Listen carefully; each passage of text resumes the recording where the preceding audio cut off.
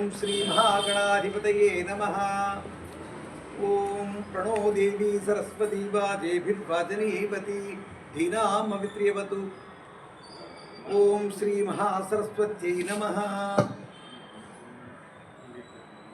ओम गुरुर्ब्रह्मा गुरुर्विष्णुर्गुरुर्देवो महेश्वरः गुरुसाक्षात् परं ब्रह्म तस्मै श्री गुरवे नमः। अखंडमंडलाकारं व्याप्तं येन चराचरं यत्पदं दर्शितं येन तस्मै श्री गुरवे नमः।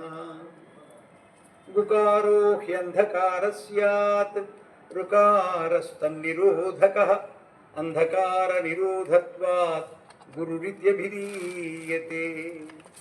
अज्ञानतिमिरान्धस्य ज्ञानाञ्जनशलाकया चक्षुरुन्मीलितं येन तस्मै श्रीगुरवे नमः। वन्दे पदगुरुद्वन्द्वम् अवाङ्मानसगोचरं रक्तशुक्लप्रभामिश्रम् अतर्क्यं त्रैपुरं महः।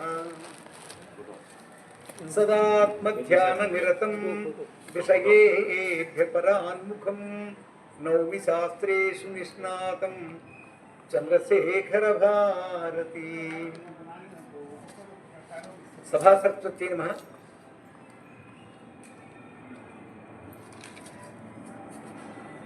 ఈరోజు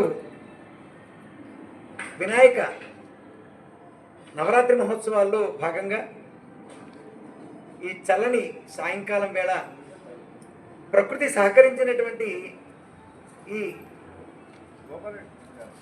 నవరాత్రి దినోత్సవాల్లో రెండవ రోజు ప్రవచన సప్తాహంలో మొదటి రోజు అయినటువంటి వినాయక వైభవం అనేటటువంటి విషయానికి మీ అందరికీ సాధారణమైనటువంటి అభినందనపూర్వకమైనటువంటి స్వాగతం తెలియజేసుకుంటూ, భగవంతుడు ఎంతో కరుణామయుడు. అందుకే ఇలాంటి చక్కటి విశేషప్రదమైనటువంటి అనేక కార్యక్రమాలకి మనకి అవకాశం చిక్కుతోంది. మనకి లక్ష్యం ఏమిటై ఉండాలి అంటే, చేపట్టినటువంటి కార్యక్రమంలో ఏదైనా విఘ్నం కలుగుతుందా, ఆ విఘ్నాన్ని తొలగించుకోవడానికి ఏం మార్గం మనం చేపట్టాలి అనేటటువంటి విషయాన్ని సమగ్రంగా ఆలోచించుకుని అందరినీ నడిపించగలిగినటువంటి వాడు నాయకుడు. మరి అలాంటి నాయకగణాన్ని సైతము నడిపించగలిగినటువంటి విశేషమైనటువంటి నాయకుడు మన వినాయకుడు. సిద్ధి బుద్ధి సమేత వరసిద్ధి వినాయకుడు. మనం పూజా కార్యక్రమంలో నిత్యం ఈ నవరాత్రి మహోత్సవాల్లో చెప్పుకున్నటువంటి సంకల్పంలో వర్షే వర్షే ప్రయుక్త శ్రీ సిద్ధి బుద్ధి సమేత వరసిద్ధి వినాయక దేవతాముద్దిశ్య శ్రీ వరసిద్ధి వినాయక దేవత ప్రీత్యర్థం అని కదా చెప్పుకుంటున్నాం. ఆయన వరసిద్ధి వినాయకుడు. మన కార్యక్రమాలన్నింటినీ కూడా సక్రమంగా నడిపించి సిద్ధి కలుగజేసేటటువంటి నాయకుడు వినాయకుడు. ఆయనకి గణనాథుడు అని, గజాననుడు అని అనేకమైనటువంటి పేర్లు, అన్ని చక్కటి పేర్లు ఉన్నటువంటి స్వామి ఆ వినాయకుడు. వక్రతుండ మహాకాయ కోటి సూర్య సమప్రభ నిర్విఘ్నం కురుమే దేవ సర్వకార్యేషు సర్వదా అని ప్రార్థించుకుంటున్నాం. వక్రతుండ మహాకాయ, తుండము వక్రము తిరిగినది. ఇవాళ రేపు అనేకమైనటువంటి విశేషాలు ఏమిటంటే, ఆ తొండం ఎడంవైపు ఉండాలా కుడివైపు ఉండాలా, ఇది పెద్ద మీమాంస. తొండం ఒక ఏనుగు తొండం లేదా మన వినాయకుడి యొక్క తొండం స్థిరంగా ఒక చోట మాత్రమే ఉంటుందా? అన్ని వైపులకి తిరుగులాడుతూనే ఉంటుంది. కాకపోతే మూర్తులకి ఉపాసన క్రమంలో చాలా సులభంగా సిద్ధి కలిగించేటటువంటి విధానము ఎడమ చేతి వైపు ఉన్నటువంటి తొండము ఉన్నటువంటి వినాయకుడు శీఘ్రసిద్ధిప్రదుడు అని ఒక సంప్రదాయం ఉన్నది. అందుకని అది చెప్పడం జరుగుతుంది. కానీ అయ్యయ్యో కుడి చేతి వైపు ఉన్నటువంటి తొండం ఉన్నటువంటి ప్రతిమ దొరికింది, దాన్ని మనం పక్కన పెట్టేద్దాం అనేటటువంటి అవసరం లేదు. సాధారణంగా ఈ వినాయక ప్రతిమ విషయంలోనే మాత్రమే కాదు, లక్ష్మీదేవి ప్రతిమ లేదా వెంకటేశ్వర స్వామి ప్రతిమ, వీధి వైపు చూస్తున్నటువంటి వెంకటేశ్వర స్వామి ప్రతిమ మనకు ఉండకూడదు అనేటటువంటి ఆలోచన కొంతమందికి ఉంటుంది. స్వామి వీధి వైపు చూస్తున్నాడా ఇంట్లోకి చూస్తున్నాడా అన్న మాట పక్కన పెడితే ఆ స్వామి యొక్క అనుగ్రహాన్ని పొందడానికి మనం ఏ విధంగా మనం నడుచుకోవాలి, ధర్మబద్ధమైనటువంటి ఆలోచన విధానాన్ని చేయాలి అని కాకుండా స్వామి యొక్క ప్రతిమ ఏ భంగిమలో ఉన్నదనే విషయం మీద మాత్రమే మనం మన దృష్టిని కేంద్రీకృతం చేసి భక్తికి దూరంగా మూఢనమ్మకాల వైపు వెళ్ళిపోతే భగవంతుడు క్షమిస్తాడా అంటే క్షమించడు అనే మనం సమాధానం చెప్పుకోవాల్సి ఉంటుంది. అంతేకాకుండా మనం వెంకటేశ్వర ప్రతిమను చూసినట్లయితే ఆయన కటిహస్తము వరదముద్ర చూపిస్తున్నారు. ఆ కటిహస్తము వరదముద్రల్లో ఆయన ఏమి చెప్తున్నారు? ఇది ఒక భంగిమ అని కటిహస్తాన్ని చూపిస్తూ ఆ తర్వాత తన పాదముల వైపు చూపిస్తున్నారు. పాదముల వైపు చూపిస్తూ ఏం చెప్తున్నారు? నా పాదాలు పట్టుకో, ఆ తర్వాత నీకు ఎలాంటి ఇబ్బందులు కలగవు అనేటటువంటి విషయాన్ని ప్రతిపాదిస్తూ వెంకటేశ్వర స్వామి యొక్క భంగిమ మనకి సూచిస్తోంది. ఇక గణపతిని 32 భంగిమలలో 32 రూపాలలో మనం కొలుసుకునేటటువంటి సాంప్రదాయం ఉంది. అయితే వాటన్నింటినీ మనం సమగ్రంగా ఒకసారి గమనించుకోవడానికి ప్రయత్నం చేసినప్పటికీ కూడా అన్నీ చెప్పేది ఒకటే, భగవంతుని యొక్క పాదాలను ఏ విధంగా పట్టుకోవాలి, ఏ విధంగా ముందుకు వెళ్ళాలి. ఇక లక్ష్మీదేవి నించుని ఉంటే బయటికి వెళ్ళిపోతుందా, కూర్చుని ఉంటే ఇంట్లో స్థిరంగా ఉంటుందా? అది కాదు. అక్కడ విషయం ఏమిటి అని అంటే లక్ష్మీదేవిని ఎంత ధర్మబద్ధంగా సంపాదించాలి అనేటటువంటి విషయం ప్రధానం.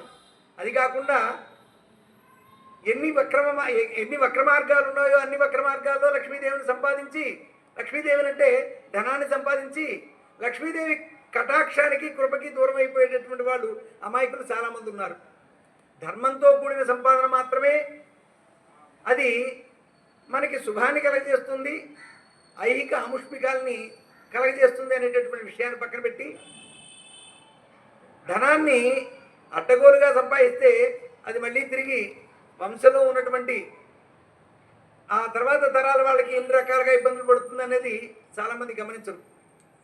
ఇవన్నీ గమనిస్తూ ఉంటే భంగిమ ఏ విధంగా ఉంది అన్న దానికంటే ఆ స్వామిని మనం కొలుసుకోవడానికి ఎన్ని రూపాలుగా చూస్తూ వాటి యొక్క అంతరార్థాలు ఏమన్నా ఉన్నాయా అనేది గమనించడమే ప్రధానం. కానీ మరీ మూఢాచారంలోకి వెళ్ళిపోయి ప్రధానమైన అంశాన్ని పక్కన పెట్టమని మాత్రం కాదు. సాధారణంగా మనం గణేశునికి అనేకమైనటువంటి స్తోత్రాలను చేస్తూ ఉంటాం. ఆ స్తోత్రాలు ఎన్ని ఉన్నాయో, శంకర భగవత్పాదులు ఎన్ని రాశారో మనం తలుచుకుంటేనే ఆశ్చర్యం కలుగుతుంది. అలాంటి స్తోత్రాలని ఆ భగవంతుని యొక్క లక్షణాలని కూడా మనం ఒకసారి గమనించుకుంటూ ముందుకు పెడతాం. ఈ భాద్రపద మాసం వర్ష ఋతువులో వచ్చింది. అంతా కూడా పచ్చదనంతో ప్రకృతి అంతా కూడా అలరాడుతూ ఉంటుంది. అలాంటి సమయంలో మానవుడు ప్రకృతికి దూరంగా వెళ్ళిపోతున్నాడు అనేటటువంటి భావన లేకుండా పత్రి పూజతో మనల్ని మమేకం చేయడం కోసం, ప్రకృతితో మమేకం చేయడం కోసం మహర్షులు కల్పించినటువంటి విధానమే ఈ పత్రి పూజ. 21 పత్రాన్ని పూజయామి, 21 పత్రితోటి మనం విశేషంగా పూజ చేసుకుంటూ ఉంటాం. అందులో ఒక్కొక్క దానికి ఒక్కొక్క విధమైనటువంటి ఔషధ గుణాలు ఉన్నాయి. ఆ ఔషధ గుణాలన్నీ కూడా మనకి చాలా చక్కగా రోగ నిరోధక శక్తిని, ఆ తర్వాత మన యొక్క బుద్ధి కుశలతని పెంచే విధంగా ఉండాలి. ఇక గరిక పూజతో మనం భగవంతునికి విఘ్న గణాధినాయకునికి మనం పూజ చేస్తాం. ఆ గరిక ఎంత సౌలభ్యంగా దొరుకుతుందో మనందరికీ తెలిసినటువంటి విషయమే. ఆ గరికతో పూజ చేస్తే మహానుభావుడు మహా సంతోషిస్తాడు. ఎక్కడైనా ఎన్ని సంభారాలతో మనం పూజ చేశామన్నది కాకుండా ఎంత భక్తితో ఎంత శ్రద్ధతో చేశామన్నదే మనం పరిగణలోనికి తీసుకోవాల్సి ఉంటుంది. మనం ఇవాళ రేపు ఎంత ఎత్తైనటువంటి వినాయకుడిని చేస్తున్నాం, ఆ తర్వాత పక్క వీధిలో కానీ పక్క కాలనీలో కానీ అంత పెద్ద వినాయకుడు ఉండకుండా మనం ఇంకా ఎత్తు పెంచుకుంటూ పోవాలనే ఆలోచన కంటే ఎంత భక్తిగా మనం భక్తులందరినీ కూడా సేకరించి ఎంత చక్కటి కార్యక్రమాలు చేస్తున్నాం అనేటటువంటి విషయాన్ని ఆలోచించుకోవాలి. అందరికీ భక్తిని పంచిపెట్టాలనే కానీ ఈర్ష్యా ద్వేషాలని క్రోధి చేసేటట్టుగా మన గణపతి మహోత్సవాలు ఉండకూడదు అనేటటువంటి భావన ప్రకృష్టంగా ఈసారి మనం తెలియజేసుకుంటున్నాం. ఆ తర్వాత మనం వినాయక చవితి రోజున మనం కథ చెప్పుకుంటాం. ఆ కథలో అనేకమైనటువంటి అంతరార్థాలు. సాధారణంగా కథ చదువుకుని అక్షతలు వేసుకుంటే నీలాపనిందలు తొలగుతాయి అన్న విషయాన్ని వాస్తవమే అయినప్పటికీ కూడా అందులో ఆ కథ రూపంలో మనకి పెద్దలు ఎన్ని మంచి విషయాలు చెప్పారు అనేటువంటి విషయాన్ని కూడా మనం గమనించుకుందాం. వినాయక వైభవం భాద్రపద శుద్ధ చవితి. ఆ రోజు వినాయకుడికి విఘ్న నాయకత్వం వచ్చిన రోజు, వినాయకుడి యొక్క పుట్టినరోజుగా కూడా జరుపుకుంటున్నాం. ఆ విశేషం, ఆ వ్యాప్తి ఎంత తీవ్రంగా ఉంటుంది అంటే అసలు వినాయక చవితి పూజా కార్యక్రమాలు ఏ విధంగా నలుగురిలోకి వచ్చాయి అన్నటువంటి విషయాన్ని సామాజిక పరంగా మనం గమనించినట్లయితే స్వాతంత్ర్యోద్యమం జరుగుతున్నటువంటి కాలంలో మహారాష్ట్రలో పెద్దలు ఏం నిర్ణయించారు అనంటే ఏదో ఒక విధానంగానైనా అందరూ కలిసినప్పుడు స్వాతంత్ర్యేచ్ఛని ప్రజలలో రగిలించాలి, దానికి చక్కటి అనువైనటువంటి విధానాన్ని ఏర్పాటు చేయాలి. అప్పటి వరకు ఇళ్లలోనే చేసుకునేటటువంటి గణపతి పూజ వీధుల్లోనికి ఆ తర్వాత మండపాల్లోనికి వచ్చి ఆ గణపతి పూజలు అందుకోవడానికి చక్కటి మార్గంగా వచ్చింది. తద్వారా మనం ఈ రోజున చక్కటి స్వాతంత్ర్యం సిద్ధింపజేసుకుని మనం ఇంత స్వేచ్ఛా వాయువుని పీలుస్తున్నామనంటే అక్కడ మహారాష్ట్రలో జరిగినటువంటి ఆ తొలి రోజులు చాలా పునాదిరాయిగా నిలిచాయని మనం తప్పనిసరిగా భావించుకోవాల్సి ఉంటుంది. సామాజిక పరమైనటువంటి అంశాన్ని పరిశీలించకుండా ఆధ్యాత్మికత ఉండనే ఉండదు. కాబట్టి ప్రతి అంశాన్ని కూడా సామాజికంగా కూడా తెలుసుకుంటూ ముందుకు వెళ్ళాలి. అందుకే కథని కథగా మనం తెలుసుకొని ముందుకు వెళ్ళిపోవడం కాకుండా అందులో అంతరార్థాలని లోతుగా గమనించుకుంటూ ముందుకు వెళ్ళాలి అనేటటువంటి భావన. ఇక్కడ కథాగమనాన్ని ఒక్కసారి మనం పరిశీలిద్దాం.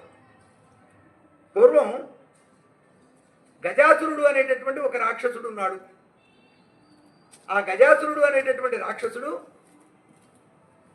శివపరమాత్మ కోసం ఘోరమైనటువంటి తపస్సు చేశాడు.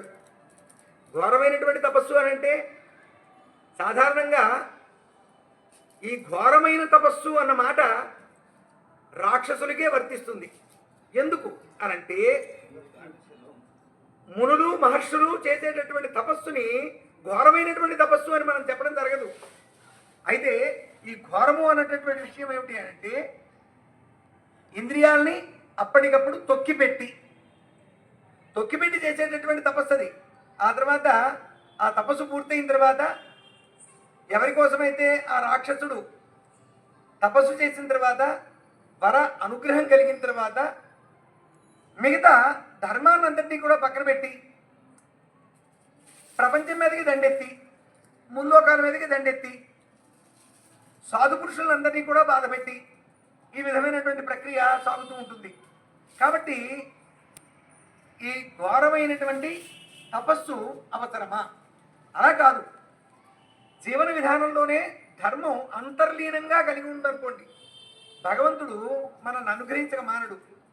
దానికోసం ముక్కు మూసుకుని వంటికాల మీద నిలబడి ఆకాశానికి వేసి చూస్తూ తపస్సు చేయవలసినటువంటి అవసరం ఇవాళ రేపు సమాజానికి అవసరం లేదు. ఏ విధంగా చేయాలి? ధర్మబద్ధమైనటువంటి జీవనంతో నలుగురికి మేలు చేస్తూ ఉన్నంతలో సంతృప్తిగా మనం కలిగిన దాంతో సంతృప్తి చెందుతూ మన జీవనయానాన్ని కొనసాగిస్తూ అంత్యమున మోక్షపదానికి పోవాలి. ఇది ప్రధానంగా చెప్పబడినటువంటి అంశం. ఇది ఆ గజాసురుడు చేసేటటువంటి తపస్సుకి ఇక్కడ మనం జీవన విధానానికి ఎక్కడా కూడా పొంతన లేదు. కాబట్టి అంత ఘోరమైనటువంటి తపస్సు కాకుండా జీవితంలో అంతర్లీనంగా ధర్మబద్ధమైనటువంటి జీవనం కొనసాగిస్తూ మన జీవనం కొనసాగాలి. సరే, ఆ తర్వాత అప్పుడు పరమేశ్వరుడు ప్రత్యక్షమయ్యాడు. ఎక్కడ ఎలాంటి ఘోరమైనటువంటి తపస్సు జరిగినప్పటికీ కూడా అసుదోషుడైనటువంటి పరమేశ్వరుడు ప్రత్యక్షం కాకమానుడు, ఆ తర్వాత వరాలు ఇవ్వకమానుడు, ఇస్తాడు. అయితే ఈ విషయాన్ని హరిహరుల సంవాదంలో చాలా చక్కటి వివరం ఒకటి ఉంది. ఏమిటి అనంటే, ఏమయ్యా బావయ్య, నువ్వు ఎవరైతే ఘోరమైనటువంటి తపస్సు చేస్తాడో అతని యొక్క అంతర్యం కూడా గమనించకుండా నువ్వు వరాలిస్తూ పోతున్నావు.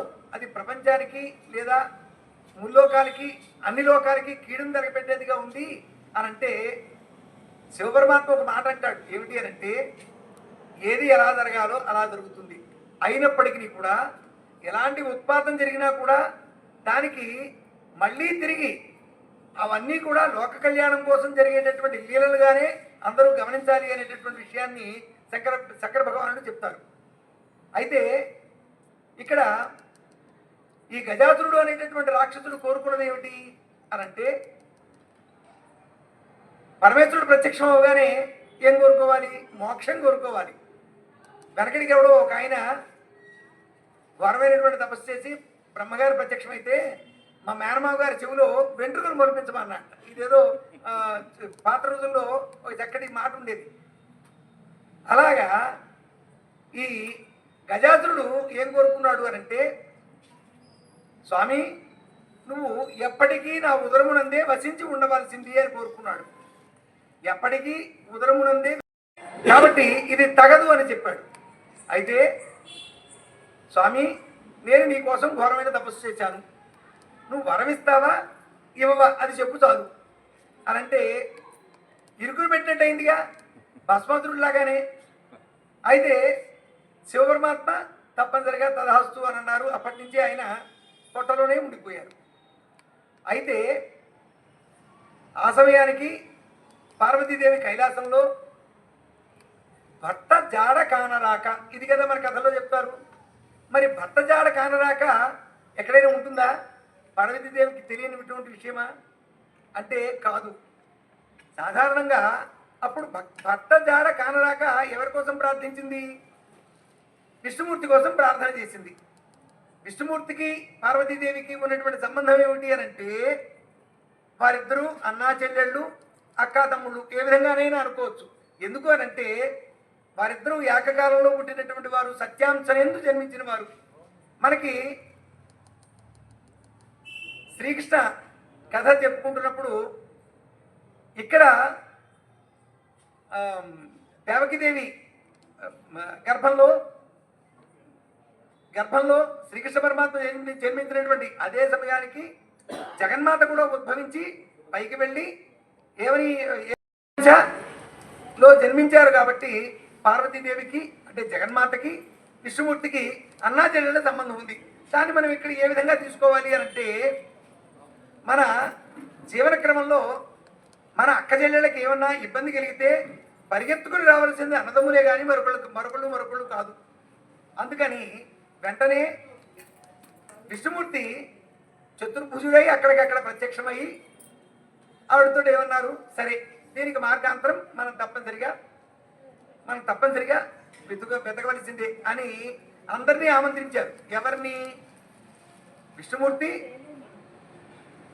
నందీశ్వరుణ్ణి గంగిరెద్దులా చేసి ఆ తర్వాత బ్రహ్మగారికి చిడతలు ఇచ్చారట.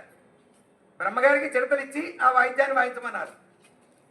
మరి సాక్షాత్తు తండ్రి కదండి, విష్ణుమూర్తి యొక్క నాభిగమనం నుంచే కదా ఉద్భవించారు. అందుకని కాదనడానికి అవకాశం లేదు.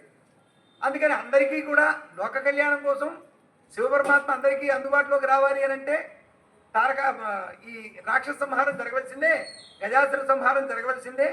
అక్కడ ఏ విధంగా ఈ కార్య సాఫల్యం చేశారు అనంటే, విష్ణుమూర్తి మరి గజాసురుడి మీద యుద్ధం ప్రకటించి మరి ఆయన చేతిలో ఉన్నటువంటి సుదర్శన చక్రాన్ని పంపించవచ్చా అనంటే పంపించడానికి అవకాశం లేదు. ఎందుకంటే ఆయన ఉదర కుహరంలోనే శివపరమాత్మే ఉన్నారు. అతడు ఎంతో భక్తిగా సేవించి ఆ శివపరమాత్మని ఉదర కుహరంలో దాచుకున్నాడు. మరి అలాంటి సమయంలో అతని మీద దండెత్తడానికి కుదరదు.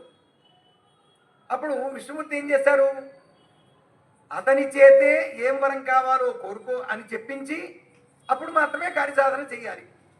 ఏం చేశారు, ఈ గంగిరెద్దుల మేళం. గంగిరెద్దుల మేళం అంటే మనకి సంక్రాంతికి పల్లెటూరులో ఇవాళ రేపు ఈ సిటీ వాతావరణంలో గంగిరెద్దుల ఆటలన్నీ మనం చూసేటటువంటి అవకాశాలు కూడా ఉండడం. ఆ గంగిరెద్దులు చాలా చక్కగా నృత్యం చేస్తాయి. అయితే ఇక్కడ ఒక విషయం ఏమిటి అని అంటే, కైలాసంలో తాండవం జరుగుతూ ఉంటుంది కదా, ఆ తాండవానికి నందీశ్వరుడు ఆద్యుడు అని చెప్తారు. ఈయనకి తుండి అని మరొక పేరు కూడా ఉందిట. అయితే తాండవం ఆయన పేరు మీద, నందీశ్వరుడి పేరు మీద ప్రసిద్ధమైంది. కాబట్టి ఈ గంగిరెద్దుల మేళంలో గంగిరెద్దు చేత చిత్ర విచిత్రమైనటువంటి విన్యాసములతో గంగిరెద్దు చేత ఆట ఆడించి అక్కడ ఇక్కడ అంటే గజాసుర పట్టణానికి కొలత దూరంలో ముందు ఆటలాడిస్తే ఆ నోట ఈ నోట ఆ మాటలన్నీ కూడా వ్యాపించి ఇక్కడ ఈ విష్ణుమూర్తి ఆ గంగిరెద్దుల మేళం ఆడించేవాడుగా దేవతలందరూ కూడా తలొక వాయిద్యాన్ని తీసుకుని ఆ గంగిరెద్దుతో వచ్చినప్పుడు, ఆ నందీశ్వరుడితో వచ్చినప్పుడు అవన్నీ ఆ నోట ఈ నోట పడి ఈ రాక్షసుడి యొక్క చెవిలో పడింది. అక్కడికి వచ్చిన తర్వాత రాజు తలుచుకుంటే దెబ్బల పొదవ అన్నట్టుగా ఆయన పిలిపించుకున్నారు. ఆయన యొక్క నగర ప్రసాదంలోనే చాలా చక్కగా ఏర్పాటు అంతా చేయిస్తే ఆ గంగిరెద్దుల మేళానికి చాలా సంతోషించాడు. లోపల ఉన్నది అసుతోషుడు, ఇంకా ఆ ఆనందం ఇంకా వృద్ధయింది. వెంటనే నోరుదారి ఆ గంగిరెద్దుల మేళం అనుకుని ఏమన్నాడు, మీకేం వరం కావాలో కోరుకోండి అన్నాడు. అబ్బా దొరికెవరా అనుకున్నాడు ఈయన. విష్ణుమూర్తి ఏమన్నాడు, దగ్గరికి వెళ్ళి నీ ఉదర కుహరంలో ఉన్నది పరమేశ్వరుని తీసుకువెళ్ళడం కోసం మేమందరం కూడా నందీశ్వరుడితో సహా వచ్చాము. ఆ నందీశ్వరుడు తన బాడీ అయినటువంటి కొమ్ములతో మీ యొక్క పొట్టను చీల్చి శివపరమాత్మని బయటికి తీసుకురావడం కోసం రావడం జరిగింది అని. అయితే ఎప్పుడైతే విష్ణుమూర్తి అలా అన్నారో వెంటనే అర్థమైపోయింది గజాసురుడికి. మరణం ఆసన్నం అయితేనే కానీ జ్ఞానోదయం కలగల. ఆయన అనుకున్నాడు, అరే రే నేను చేసింది పొరపాటే కదా, స్వార్థం కోసం నా ఉదరపుహరంలో ఆ స్వామిని ఉంచేయడం ఎంతవరకు వాస్తవం, ఎంతవరకు సమంజసం అని ఆలోచించుకుని సరే జరగనున్నది జరగమానదు. విష్ణుమూర్తి సాక్షాత్తు రాక్షసాంతకుడైనటువంటి విష్ణువు అని వెంటనే పరమేశ్వరుడు ధ్యానం చేసి ఇక మీదట తన యొక్క శిరస్సు లోకవంద్యత కావించాలని, అంటే లోకంలో ఎవరైనా గజముఖాన్ని చూడగానే నమస్కారం చేయకుండా వెళ్ళడానికి వీలేదు. అది ఆయన చేసినటువంటి ప్రార్థన. ఆ తర్వాత సాక్షాత్తు పరమేశ్వరుడే ఈ గజ చర్మాన్ని ధరించాలి అని ఆయన కోరిక. మరి అంతటి గజ చర్మాన్ని స్వామి అప్పటి నుంచి ఆయన గజ చర్మాన్ని ధరించడం ఆనవాయితీగా అయింది.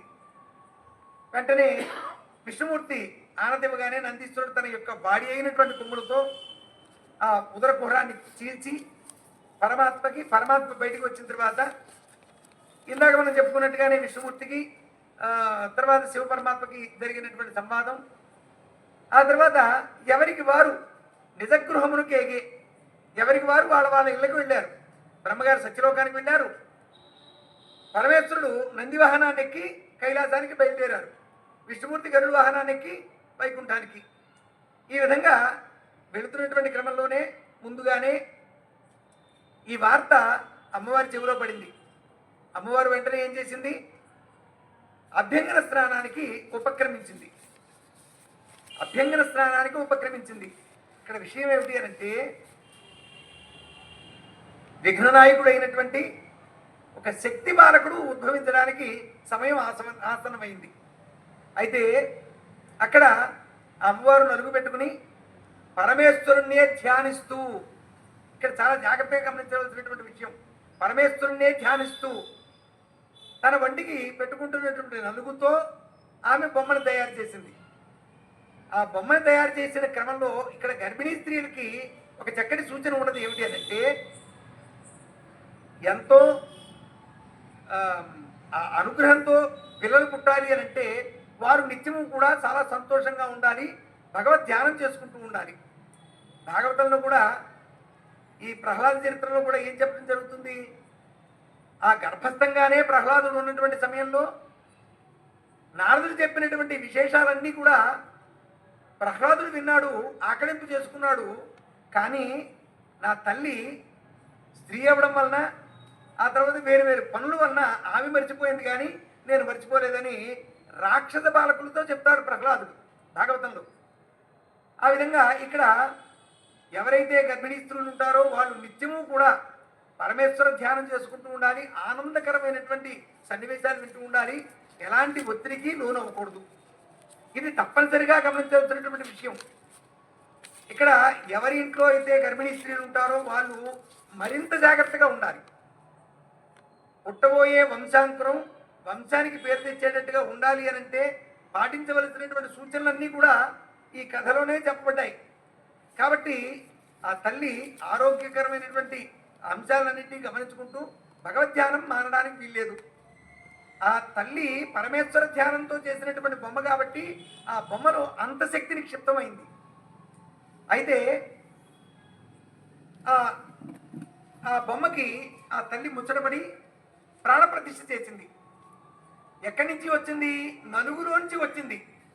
ఇక్కడ నలుగు ఈ భూమి తత్వం, ఆ భూమి తత్వంతో బొమ్మ తయారు చేసినప్పుడు స్వామి వచ్చారు కాబట్టి మనం మట్టితో చేసుకున్నటువంటి వినాయక ప్రతిమకి పూజలు చేయడం ఎంతో సమంజసంగా ఉంటుంది. ఆ తర్వాత నిమజ్జనం ఎక్కడ చేస్తున్నాం? నీటిలోనికి పంపిస్తున్నాం. అంటే గౌరీదేవి సంకల్పంతో పుట్టినటువంటి భూతత్వమైనటువంటి వినాయకుడు అంత్యమున గంగా ప్రవేశం చేస్తున్నాడు. అంటే ఇక్కడ నామాల్లో మనం ఏం చెప్పుకుంటున్నాం? ద్వైమాతురాయ నమః అని చెప్పుకుంటున్నాం. ద్వైమాతురాయ నమః ప్రతి నామంలోనూ అంతర్లీనంగా వాటి యొక్క అర్థాలు మనకి గోచరం అవుతూనే ఉంటాయి. ద్వే రెండు, మాతురాయ నమః మాతృ తల్లి, ఇద్దరు తల్లులు ముద్దులు పెట్టాడు. ఎవరెవరు? మొదటి తల్లి గౌరీదేవి, ఆ తర్వాత గంగాదేవి. గంగాది వాసం చేస్తున్నారు కాబట్టి గంగాదేవి. ద్వైమాతురాయ నమః అనేది ఆ విధంగా చాలా జస్టిఫైడ్ నామం. ఆ తర్వాత ఇక్కడ ఈ బొమ్మని తయారు చేసి ప్రాణప్రతిష్ఠ చేసింది. అక్కడ శక్తి బాలకుడుగా చెప్పింది.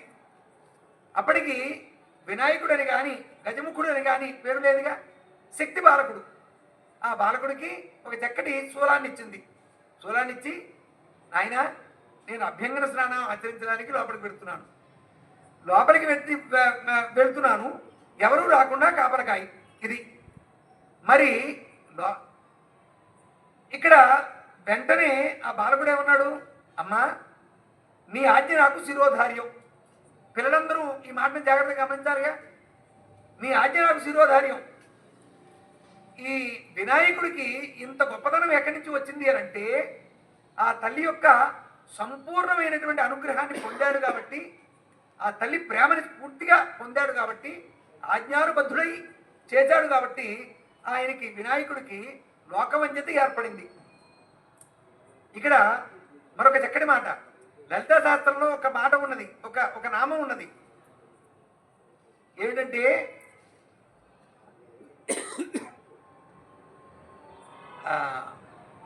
ముఖారోక, కామేశ్వర ముఖాలోక కల్పిత స్త్రీ గణేశ్వర. కామేశ్వర ముఖాలోక కల్పిత స్త్రీ గణేశ్వర. ఈ తల్లి ఆ నామం లలితా శాస్త్రంలో ఉన్నటువంటి నామం ఎంత యాప్ట్గా ఉందో చూడండి. కామేశ్వరుడి యొక్క ముఖాన్ని చూస్తూ ఆలోకిస్తూ, అంటే భావనాయుతంగా పరమేశ్వరుని ధ్యానం చేస్తూ కల్పిత స్త్రీ గణేశ్వర. ముందు శక్తి బాలకుడు అయినప్పటికీ కూడా గణేశ్వరుడిగా పరిణతి చెందాడుగా. అందుకని ఇక్కడ ప్రధానంగా ఇక్కడ అమ్మవారు అయ్యవారినే తలుచుకుంటూ తయారు చేసింది అన్నది ఇక్కడ నామం చాలా చక్కగా చెప్పబడుతోంది. కామేశ్వర ముఖాలోక కల్పిత శ్రీ గణేశ్వర. ఏమండి, అయితే బాలకుడు బయట కూర్చొని కావల కాస్తున్నాడు. పరమేశ్వరుడు వచ్చాడు. కథాగమనం ఏ విధంగా ఉన్నా కూడా ఆ కథలోంచి మనం ఎలాంటి మంచి విషయాలను తెలుసుకోవాలి అనేటటువంటి సూచనగా ఇదంతా చెప్పడం జరుగుతుంది. పరమేశ్వరుడు వచ్చాడు, వాళ్ళిద్దరికీ యుద్ధం జరిగిందని చెప్పడం జరుగుతుంది. ఆ వచ్చినవాడు, నాయన నీవెవరు అని అడిగితే నేను ఆ తల్లిబిడ్డని చెప్పడము ఏదో సంథింగ్ జరుగుతుంది. ఆ తర్వాత ఈయన తాను పరిచయం చేసుకోవచ్చు, నేను కైలాసపతిని, లోపల అభ్యంగన స్నానం చేస్తున్నా, లేదంటే లోపల ఉన్నటువంటి ఆమె నా భార్య అని ఒక రకమైనటువంటి డిస్కషన్ జరిగిందనుకోండి, యుద్ధం అవసరమే లేకపోయేదేమో. కానీ ఇక్కడ మనం గమనించవలసింది ఏమిటి అంటే, మనకి హైదరాబాద్లో ట్రాఫిక్లో ఇద్దరు ఎదురుపడ్డారనుకోండి, వాళ్ళిద్దరూ ఏమాత్రం ఒకరితో ఒకరు ఇతని సమస్య అతనికి చెప్పడు, అతని సమస్య ఇతనికి చెప్పడు, ఇద్దరు వాదులాడుకుంటారే. కానీ ఇప్పుడు ఎక్కడైనా సరే ఆ వాదులాట ఎలా వెళ్ళిపోతుంది అని అంటే, అసలు విషయం పక్కెళ్ళిపోతుంది, వేరే వేరే టాపిక్స్ వెళ్ళిపోతాయి. అది ఒక రకమైనటువంటి పంతంగా పరిణమిస్తుంది, ఇద్దరు కొట్టుకుంటారు. సాధారణంగా ఎక్కడైనా సరే ఒక వాదులాట తీవ్ర రూపం దాల్చుతుంది అని అంటే వారు మనసు విప్పి మాట్లాడుకోలేదు, అదే విషయం, అంతకుమించి ఏముండదు. కాబట్టి ఎక్కడైనా సరే మనసు విప్పి సౌమ్యంగా మాట్లాడుకుంటే యుద్ధాలు జరగవు. ఆ విషయాన్ని మనం చాలా జాగ్రత్తగా గమనించాలి. ఈ కథలోంచి మనం గ్రహించవలసినటువంటి అంశం ఇదే. కాబట్టి ఇక్కడ శివపరమాత్మకి ఈ బాలకుడికి యుద్ధం జరిగింది. ఏది ఏమైనా యుద్ధమే. ఎన్ని రోజులు జరిగిందన్న మాట పక్కన పెడితే, ఆ తర్వాత శివపరమాత్మ తన చేతిలో ఉన్నటువంటి త్రిశూలంతో ఈ శక్తి బాలకుడి యొక్క శిరస్సు ఖండించి పక్కన పెట్టాడు. ఆ తర్వాత లోపలికి వెళ్ళాడు. లోపలికి వెళ్ళిన తర్వాత అసలు ఈ గజాసురుడు ఎవరు, ఎంతకాలం నుంచి ఈ గర్భగృహంలో ఉండిపోయాడు, ఈ విషయాలన్నీ మాట్లాడుకున్నారు, క్షమ సమాచారాలన్నీ తెలుసుకున్నారు, సృష్టిపరమైనటువంటి అంశాలన్నీ కూడా మాట్లాడుకుంటున్నారు. తల్లి ఒక మాట అన్నది ఏమిటి అని అంటే, అక్కడ ద్వారం దగ్గర ఉన్నటువంటి మన బాలకుడు అనేటప్పటికీ, ఏమిటి ద్వారం దగ్గర మన బాలకుడా అని ఈయన ఆశ్చర్యపోయాడు. ఆ తర్వాత జరిగిందంతా, అరే రే ఎంత పని జరిగింది, నువ్వు ఎంతో మక్కువతో ప్రాణప్రతిష్ఠ చేసినటువంటి బాలకుడి యొక్క శిరస్సుని నేను ఖండించేశానా ఆయన కొంత బాధపడ్డాడు. ఆ తర్వాత ఏది ఏమైనప్పటికీ కూడా నా కుమారుడికి, నేను సృష్టించుకున్నటువంటి నా కుమారుడికి మీరు మళ్ళీ ప్రాణప్రతిష్ఠ చేయవలసిందే అని ఆ తల్లి చెప్పడం జరిగింది. ఆ తర్వాత పరమేశ్వరుడు ఆలోచించాడు. అంతకుముందే గజాసురుడి యొక్క శిరస్సు విలోకవంచిత గావించబడాలి అని వరం ఇవ్వడం జరిగిందిగా. అందుకని ఆ శిరస్సుని ఇక్కడ ఈ బాలకుడికి పెట్టడానికి ఏర్పాట్లు జరుగుతున్నాయి. ఇక్కడ ఒక మనకి ట్రాఫిక్లో కానీ ఒక చక్కటి సేఫ్టీ స్లోగన్ ఒకటి పెట్టడం జరిగింది. అదేమిటంటే, అన్ని తలలు మార్చడానికి మీరు గణేశులు కాదు, అందుకని మీ తలల జాగ్రత్త, హెల్మెట్ పెట్టుకోండి అని. చూడండి ఎంత యాప్ట్గా ఉందో చూడండి. ఇక్కడ విశ్వకర్మ రాడు, మయబ్రహ్మ రాడు, మీ తలలు మార్చడానికి మీరు హెల్మెట్ ధరించి మీ తలలు కాపాడుకోండి అని. అయితే పరమేశ్వరుడు వెంటనే ఆ ఏర్పాటు చేయడం, ఆ తర్వాత ఈ బాలకుడికి విద్యాభ్యాసం చేయించడం, ఆ పార్వతీ పరమేశ్వరులు ఇద్దరు చాలా సంతోషంగా ఎంతో మక్కువతో కుమారుడిని పెంచుకోవడం, అనతి కాలంలోనే తారకాసురుడి యొక్క సంహారం కోసం కార్తికేయుడు ఉద్భవించడం, కుమారస్వామి వాళ్ళిద్దరూ అదే కైలాసంలో చాలా సంతోషంగా అన్యోన్యంగా పెరుగుతూ ఉండడం జరుగుతుంది. అయితే కాలక్రమేణా ఈ కుమారస్వామికి గణనాయకత్వం ఇవ్వబడింది, సేనా నాయకత్వం ఇవ్వబడింది. ఎందుకంటే సేనలకి నాయకత్వం వహించాలిగా, అందుకని సేనా నాయకత్వం ఇవ్వడం జరిగింది. ఆ తర్వాత ఈ దేవతలందరూ కూడా పార్వతీ పరమేశ్వరుని ప్రార్థించారు. ఎవరు ప్రార్థించారు అంటే, సేనానాయకుడుగా కుమారస్వామి ఉన్నాడు సరే, కానీ విఘ్నగణాలకన్నిటికీ కూడా నాయకత్వం వహించడం కోసం ఒక సమర్థుడిని మీరే నిర్ణయించి మాకు అందరికీ అందించవలసిందని దేవతలతో ప్రార్థించిన మీద ఆయన చక్కటి పోటీ ఒకటి ఏర్పాటు చేశారు. ఆ పోటీ ఏమిటి అంటే ఇక్కడ శారీరకంగా చూస్తే ఈయన లంబోదరుడు, కుబ్జుడు, చూడడానికి మరగుజ్జు రూపంలో ఉన్నాడు, కానీ బుద్ధి మాత్రం చాలా చక్కగా ఉంది. ఈ పరమేశ్వరుడు పోటీ ఏమిటి చెప్పడం జరిగింది అంటే, ఎవరైతే అన్ని లోకాల్లో ఉన్నటువంటి పుణ్యనదుల్లో స్నానం చేసి మళ్ళీ తిరిగి కైలాసానికి వచ్చి మాసుముఖానికి వస్తారో వారు ఈ పోటీలో విజేతగా అయినట్లుగా అని చెప్పడం జరిగింది.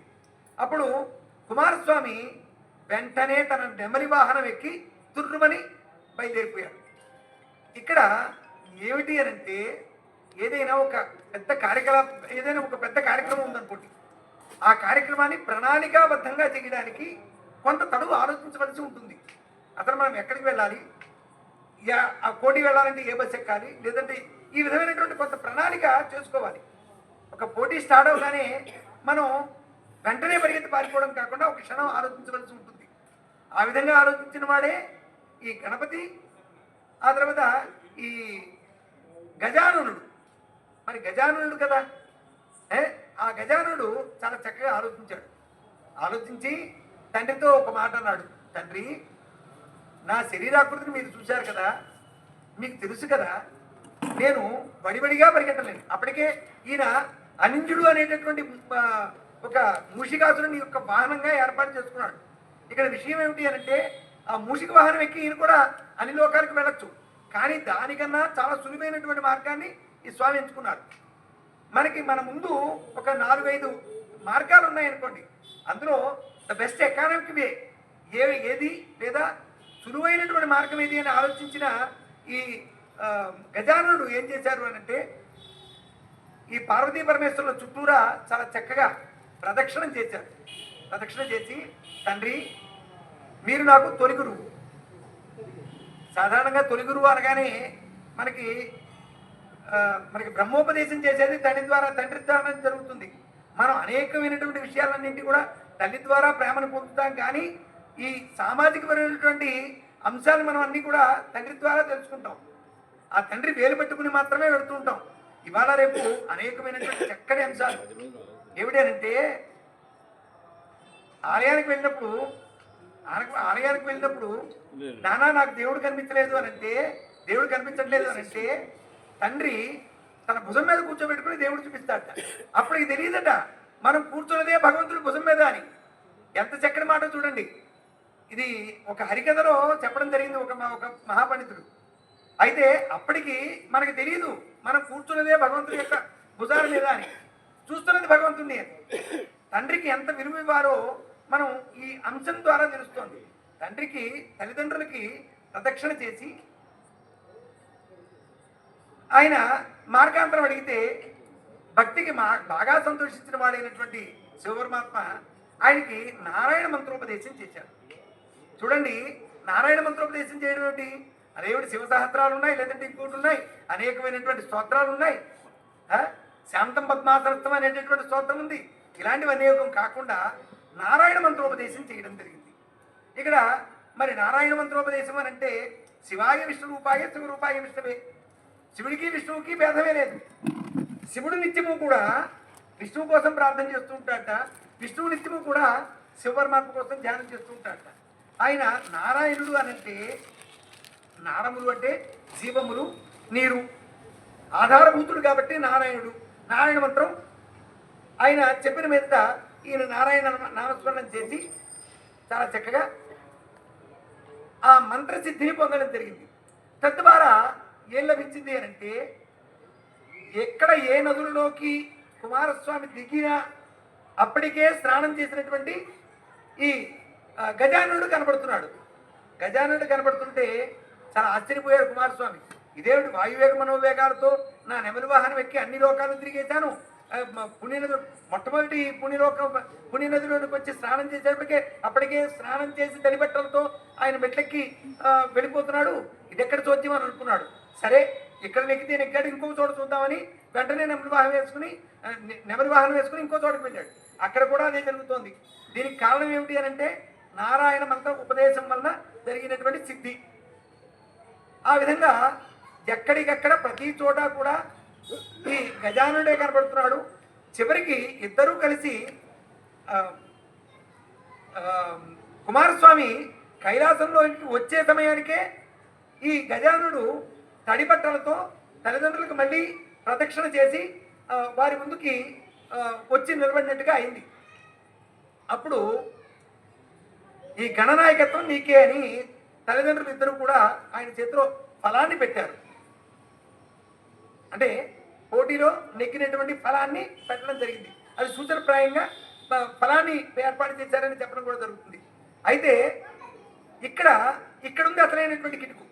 ఏమిటి అని అంటే, కుమారస్వామి అలిగాడు, చిన్నవాడు కదా, అలిగి ఆయన ఏం చేశాడు,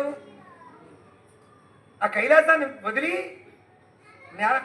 భూలోకానికి వచ్చేసి మన తమిళనాడులో ఉంది కదా పళని అనేటటువంటి క్షేత్రంలోనికి ఆయన నివసించడం ప్రారంభించాడు. ఆయన అక్కడ ఆ క్షేత్రంలో ఆయన కూర్చుంటే ఇక్కడ ఒక విశేషమైనటువంటి కథలో ఏమిటి వెంటనే గజాననుడికి గణాధిపత్యం వచ్చినప్పటికీ కూడా పక్కన తమ్ముడు లేని లోటు ప్రత్యక్షంగా కనిపిస్తూనే ఉంది. ఆయనే ఉన్నాడు, ఎప్పటిలాగానే ధ్యానమగ్నుడైపోయాడు పరమేశ్వరుడు. పార్వతీదేవి తన యొక్క సృష్టి కార్యక్రమాల్లో ఆవిడ నిమగ్నమైపోయింది. ఇక్కడ గజానుడు ఏమిటి, తన పక్కన తమ్ముడు లేకపోయేప్పటికీ ఈ తల్లిదండ్రుని ఆయన ఎంతగానో, ఇప్పుడు తల్లిదండ్రుల దగ్గర ఆయన ఎంత పెద్ద పదవిలో ఉన్నప్పటికీ కూడా ఆయన తల్లిదండ్రుల దగ్గర కోముగానే అడగడం జరుగుతుంది. ఆయన అన్నాడు, తమ్ముడు లేని కైలాసంలో నాకు ఉండబుద్ధి ఏడిందా, మీరు ఏం చేస్తారో నాకు తెలియదు, తమ్ముడు ఉండాల్సిందే అని అంటే, సరే మరి కైలాసానికి ఈ కుమారస్వామి రప్పించడం కంటే మనమందరం కూడా వెళ్ళి ఆ పళని క్షేత్రంలోనే కొలువయి దాన్ని అపర కైలాసంగా చేద్దామని ఇక్కడ ఈ గణాధిపత్యం వహించినటువంటి ఈ వినాయకుడు విశేషమైన నాయకుడు తద్వారానే అయ్యాడు గణనాయకుడు. ఏమండి, అప్పుడు ఆయన ఏమన్నాడు, తమ్ముడి పట్ల ఎంతో ప్రేమతో ఈ కథని మనం పిల్లలకి చెప్పామనుకోండి, అన్నదమ్ముల మధ్య ఎంత చక్కటి సఖ్యత పెరుగుతుంది చెప్పండి. ఆ విధంగా వాళ్ళిద్దరి మధ్య చక్కటి సఖ్యత ద్వారా ఈ పళని క్షేత్రం అపర కైలాసంగా మనకందరికీ భూలోకంలో అందింది. ఆ తర్వాత ఈ అందరూ కూడా ఉత్సవాలు చేస్తున్నారు. గణనాయకత్వం వచ్చింది, ఉత్సవాలు చేస్తున్నారు. ఉత్సవాలు చేస్తే అక్కడ ఏం జరిగింది అని అంటే, ఆయనకి అందరూ కూడా అనేకమైనటువంటి నైవేద్యాలు పెట్టారు. వినాయకుడికి విశేషమైనటువంటి నైవేద్యాలు కుడుములు, తర్వాత అందులో కూడా అనేకమైనటువంటి రకాలు ఉన్నాయి. తర్వాత అనేకమైనటువంటి నైవేద్యాలు పెట్టిన తర్వాత ఆయన అమితంగా భుజించాడు. అసలే లంబోదరుడు, ఆయన కడుపులోనే అన్ని లోకాలు ఉన్నాయి. ఆయన తల్లిదండ్రులకి సాష్టాంగ దండ ప్రణామం చేయడానికి ప్రయత్నం చేశారు. సాష్టాంగ దండ ప్రణామం అంటే ఏమిటి, ఉరస శిరస దృష్ట్యా మనసా వచసా తథా పద్భ్యాం కరాభ్యాం కర్ణాభ్యాం పరణమోష్టాంగ ఉచ్యతే. ఏమిటేమిటి చేయాలట, ఉరస్సు, ఆ తర్వాత ఉరస శిరస్సు నేలకి తాకించాలి. దృష్ట్యా కళ్ళు రెండు, కుడి కన్ను ముందు తగిలించాలి, ఆ తర్వాత ఎడమ కన్ను. ఉరస శిరస దృష్ట్యా మనస్ఫూర్తిగా, వచసా తథా పెదవులు కూడా తగలాలి. అంటే మనం మాట్లాడేటటువంటి ఇవన్నీ కూడా ఏకీకృతమయ్యి మనం సాష్టాంగ దండ ప్రమాణం అని అంటే మనసా వాచా కర్మ అంటాం కదా, సంపూర్ణంగా ఏకీకృతం అవ్వాలి అని. ఆ విధంగా ఈయన ఎప్పుడైతే దండ ప్రణామం చేయడానికి ప్రయత్నం చేశాడో చూడండి, ఇక్కడ జామెట్రీ కనపడుతుంది మనకి. ఆయన పొట్ట పెద్దది, కాళ్ళు ఆయన చేతులు నేల కానిస్తే కాళ్ళు పైకి తేలిపోతున్నాయి, కాళ్ళు కిందకి పెడితే చేతులు పైకి వెళ్ళిపోతున్నాయి. ఈ విధమైనటువంటి అవస్థను చూసి రాజస దృష్టితో శివుని యొక్క జటాజూటంలో ఉన్నటువంటి చంద్రుడు నవ్వాడు. రాజస దృష్టి వల్ల ఏం జరుగుతుందట, బండరాలు కూడా పగిలిపోతాయట. అప్పుడు ఆ చంద్రుడు పక్కన నవ్వేటప్పటికీ ఈ వినాయకుడు యొక్క పొట్ట పగిలి అందులో ఉన్నటువంటి ఉండ్రాలన్నీ కూడా దున్నాయి. ఇక్కడ అప్పుడు వెంటనే ఏం జరిగింది, ఆయనకి నాగులతో ఆయన పొట్టని మళ్ళీ దగ్గర చేసి కట్టడం జరిగింది అని ఒక కథనం. అప్పుడు ఈయన యొక్క పాటలు చూసి చంద్రుడు నవ్వేటప్పటికి చంద్రుడికి వినాయకుడికి అలాంటి అవస్థ దాపురించేటప్పటికి కోపం మొట్టమొదటిగా ఎవరికి వచ్చింది? జగన్మాతకు వచ్చింది. అక్కడ తల్లి తన కుమారుడికి ఏదైనా ఇబ్బంది కలిగితే అస్సలు సహించలేనిది తల్లి. మరి ఇక్కడ మరి దాని ఈ విశేషమైనటువంటి అంశం ఏమిటి అని అంటే, చంద్రుడు ఉన్నది ఎక్కడ? శివపరమాత్మ యొక్క ఆశ్రయంలో ఉన్నాడు. గౌరవించాడు సరే, కాదనలా. కానీ ఈ శివపరమాత్మ యొక్క జటాజుటంలో ఉన్నటువంటి చంద్రుడు శివపరమాత్మ యొక్క ఆశ్రయంలో ఉన్నాడని మనం చెప్పుకుంటున్నాం కదా. సాధారణంగా ఒక ఎంప్లాయీస్ అందరూ కూడా బాస్ లేదంటే ఎండి కొడుకు ఫంక్షన్కి వెళ్ళారనుకోండి, అక్కడ తాను ధరించి భర్తకి ప్రియం కలగజేయడం ప్రారంభించింది. ఇదంతా చూసినటువంటి ఋషులు తమ పత్నులే అగ్నిదేవుడితో ఉన్నారు అనేటటువంటి భావనతో వాళ్ళందరూ కూడా కినిసి భార్యను విడిచిపెట్టేశారు. ఆ విధంగా ఈ నీలాపనిందరూ ఋషిపత్నులకు కలిగాయి. చూడండి, ఇక్కడ ఉన్నటువంటి ఎఫెక్ట్ అక్కడికి వెళ్ళింది. దాంతో అప్పుడు ఈ లోకమంతా కూడా జగన్మాత దగ్గరికి వెళ్ళడం, ఈలోగా ఈ వినాయకుడికి మళ్ళీ తిరిగి పునరుజ్జీవితం చేయడం, ఆ తర్వాత గణనాయకత్వం జరగడం, ఇదంతా కూడా జరిగింది. ఇలా ఒకటొకటి జరుగుతూ ఉండగా ఒకనొక సమయంలో అప్పటి నుంచి జగన్మాత ఏం చెప్పింది? ఎవరైతే నా కుమారుడి యొక్క జన్మదినమైనటువంటి ఈ చవితి రోజున గణపతికి పూజ చేసి కథాక్షతలు నెత్తి మీద చదువుకుంటారో వారికి నీలాపనిందలు కలుగువు అని మార్గాంతరం లోకానికందరికీ చెప్పడం జరిగింది. ఆ తర్వాత ఇది ఆ నోట ఈ నోట మొత్తం వ్యాపించింది. యుగాలు మారిపోయాయి. ద్వాపరయుగంలోకి వచ్చింది. ద్వాపరయుగంలోకి వచ్చాక ఇక్కడ సాక్షాత్తు కృష్ణ పరమాత్మ ఆయనకి ఒకనొక సమయంలో ఏం జరిగింది? సత్రాజిత్తు అనేటటువంటి ఒక రాజుగారు ఉన్నారు. ఆ సత్రాజిత్తుకి రోజుకి 7 బారువుల బంగారం. బారువ బంగారం అని అంటే ఏమిటి అని అంటే, ఒక బలమైనటువంటి ఒక మదగజం మీద ఒక బలమైనటువంటి మనిషి నుంచొని, మళ్ళీ ఎలుగు మీద ఒక మనిషి నుంచొని ఆ చేతిలో ఉన్నటువంటి బంగారు నాణ్యాన్ని ఎంత ఎత్తుకు విసరగలడో అంత ఎత్తుకు విసిరితే ఎంత కుప్ప అవుతుందో అంత కుప్ప బంగారాన్ని ఒక బారు బంగారం అంటారట. అలాంటి 7 బారువులు బంగారం ఇచ్చేటటువంటి శమంతకమణి ఆయనకి పూర్వీకుల ద్వారా ఆయనకి సంక్రమించింది. అయితే దాన్ని ఆయన పూజిస్తున్నాడు. అది వేసుకుని ద్వారకా నగరానికి ఆయన వచ్చాట. అయితే అక్కడ కృష్ణుడు చూసి శమంతకమణిని మా తండ్రి అయిన మా తాతగారికి ఇమ్మని ఆయన అడగడం జరిగితే ఇక్కడ చూడండి, ఎవరైనా ఇందులోంచి కథాంశం ఏమిటి అని అంటే, మనం ఏదైనా ఒకటి అడిగామనుకోండి, అది అవతల వాడికి అత్యంత ప్రియమైనది అనుకోండి, వాడు ఇచ్చే వస్తువు కాదనుకోండి, మనం అడగడం కరెక్ట్ కాదు. ఎంత కృష్ణ పరమాత్మ అయినా సరే దాని నుంచి మనం అందిపుచ్చుకోవాల్సినటువంటి సందేశం ఏమిటి అని అంటే, మనం అడిగితే అవతల వాడికి ఇచ్చేటట్టుగా ఉండాలి. ఆ విచక్షణతో అడగవలసుకుంటుంది. ఈ కథాంశం చాలా అనేకమైనటువంటి అంతరార్థాలు చాలా ఉన్నప్పటికీ కూడా మనకి సామాన్యంగా గోచరించేటటువంటి విషయాల్ని నేను ముచ్చరించడం జరుగుతుంది. సరే, ఆయన అన్నాడు, ఏ మూర్ఖుడైనా ఇస్తాడయ్యా అని అడిగాట. చూడండి, కథలో ఇదే మాట జరిగింది. ఎవడైనా 7 బారువుల బంగారాన్ని రోజు ఇచ్చేటటువంటి శమంతకమణి ఇస్తాడా? ఎవరు పో అన్నాడు. అంటే అప్పటికే కృష్ణుడి యొక్క గొప్పతనం లోకానికి అందరికీ కూడా తెలిసింది. కృష్ణుడు కళ్యాణ కృష్ణుడు అయినటువంటి సమయం అది. అప్పటికే ఆయన సమర్థత లోకానికి అందరికీ తెలుసు.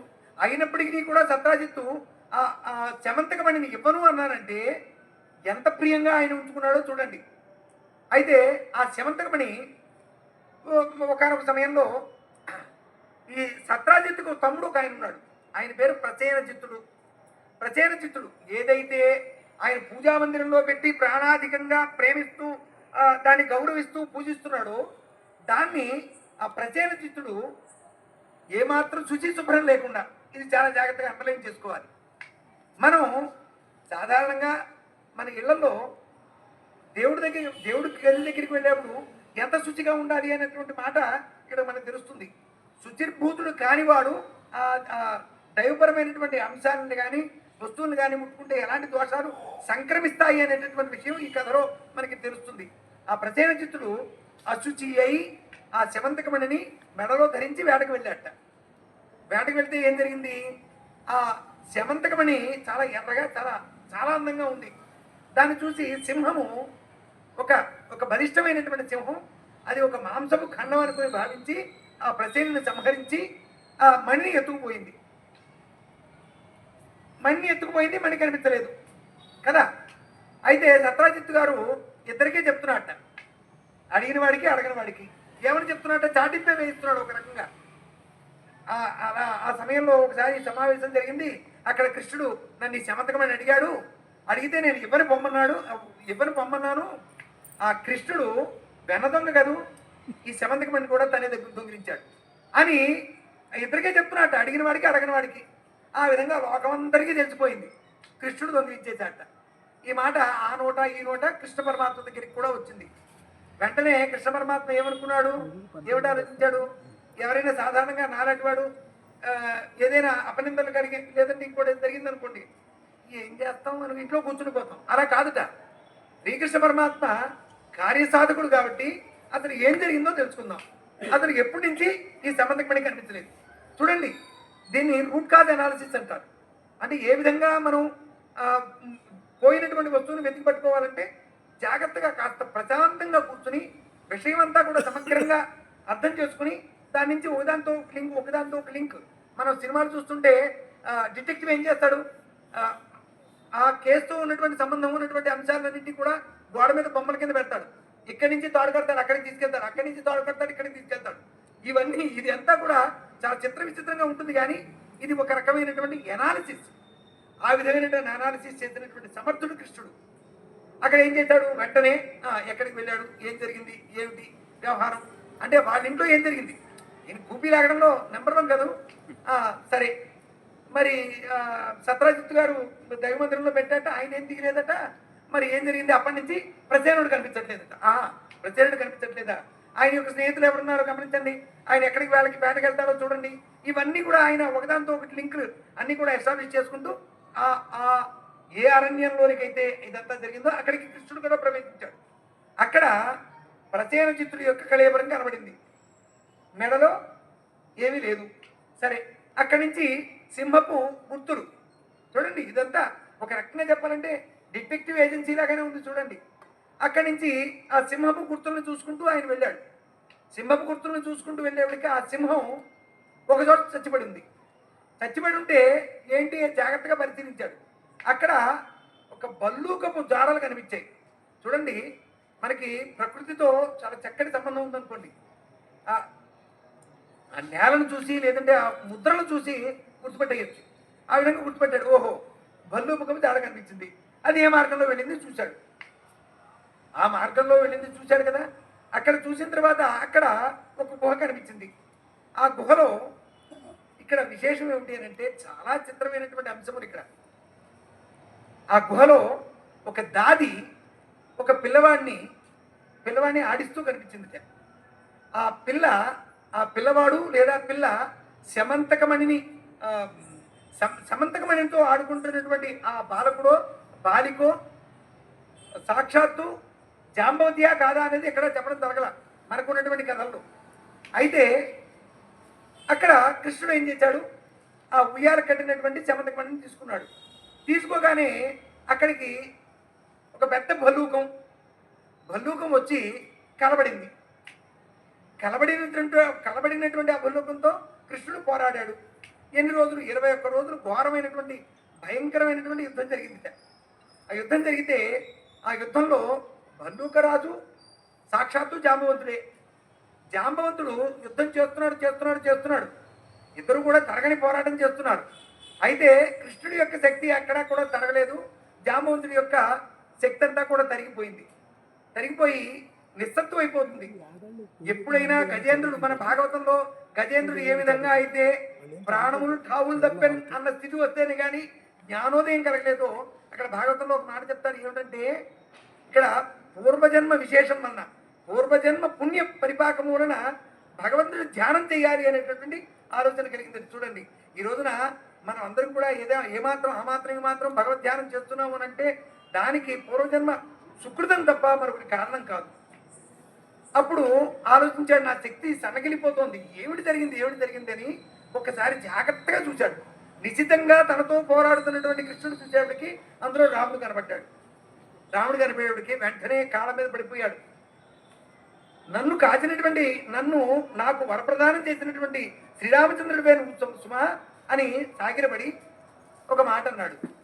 ఏమిటా జరిగింది, దీనికి కారణం ఏమిటా అంటే వీళ్ళిద్దరికీ యుద్ధం సంభవించడానికి కారణం ఏమిటి అంటే రామరావణ యుద్ధం అంతా జరిగిపోయింది. రామరావణ యుద్ధం జరిగితే అందరికీ కూడా శ్రీరామచంద్రమూర్తి అందరికీ వరాలిస్తున్నాడు. అందరికీ కూడా చాలా చక్కటి వరాలిస్తున్నాడు. వరాలిస్తూ ఆయన నీకేం వరం కావాలి అని అందరికీ ఇస్తూ జామవంతుడి దగ్గరికి వచ్చేప్పటికి నీకేం వరం కావాలి కోరుకో అంటే ఆయన ఏమడగాలి, మోక్ష ప్రసాదించు స్వామి అని అడగాలి. కాదట, వెంటనే ఆయన అన్నాడు, నీతో ద్వంద్వ యుద్ధం చేస్తాను అన్నాడు. ద్వంద్వ యుద్ధం చేస్తావా, సరే ఇప్పుడు కాదు కానీ తర్వాత యుగంలో చేతి కానీ అనేసి ఆయన చెప్పేప్పటికి అప్పటి నుంచి మోక్షానికి దూరం అయిపోయి జాంబవంతుడు ఆ గుహలో ఉండిపోవలసి వచ్చింది. చూడండి, మనం ఏదైనా ఒక పని చేసేటప్పుడు లేదా దాని యొక్క పరివర్తనాలు ఆలోచించుకోవాలి. ఇంతకన్నా సూక్ష్మం ఏమైనా ఉందా చెప్పండి? సాక్షాత్తు శ్రీరామచంద్రమూర్తి, ఆ శ్రీరామచంద్రమూర్తి అందరికీ కూడా ప్రభు అని అందరూ నమ్మినటువంటి వాళ్ళు ద్వంద్వ యుద్ధం చేయాలని కోరుకోవడం ఏంటి ఆశ్చర్యం కదా. ఈ ఆశ్చర్యం దగ్గర మనం ఒక క్షణం ఆగితే మనం ఏదైనా మన జీవితంలో ఏదైనా ఒక పని చేస్తున్నప్పుడు ఈ కథలు ఎందుకు చెప్పబడ్డాయి అంటే కథ ఇది కథ చెప్పబడిందే కథ.